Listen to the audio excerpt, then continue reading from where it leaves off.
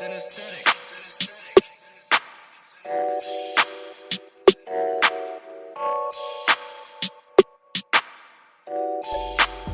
news, everyday news. Today is the 17th of July 2022. Remember, guys, to like, share, comment, and follow.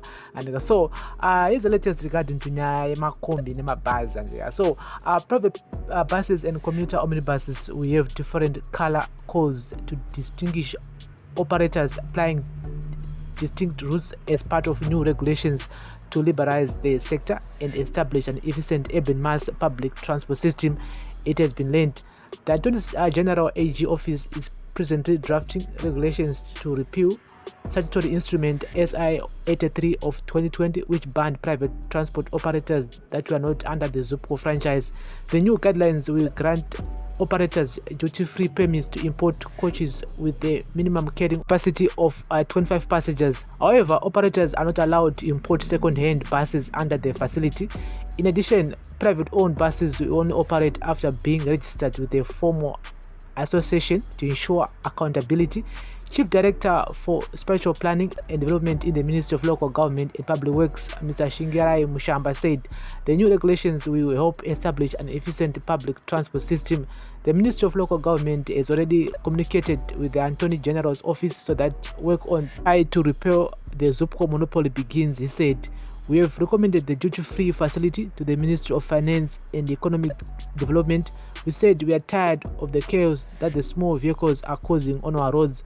So we have recommended that under the duty-free facility, the minimum size of a unit should be a 25-seater.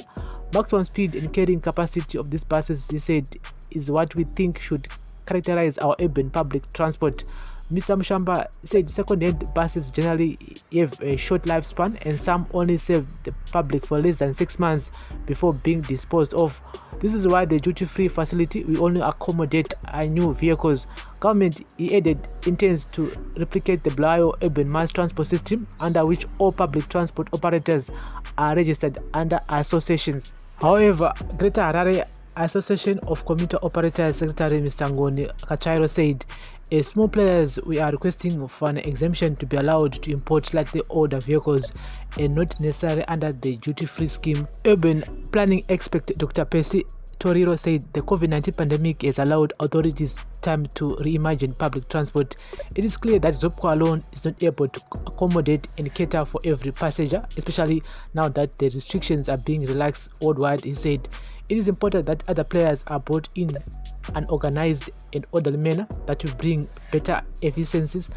Commuter operators have lost big business because of being unorganized, especially those in Harare who should take a leaf from their Blayo counterparts who are organized." And yes, the ZUPCO monopoly was a good idea on paper, and but implementation do failure. And but anyway, for the government to actually open up the space for other private operators is a very, very good idea.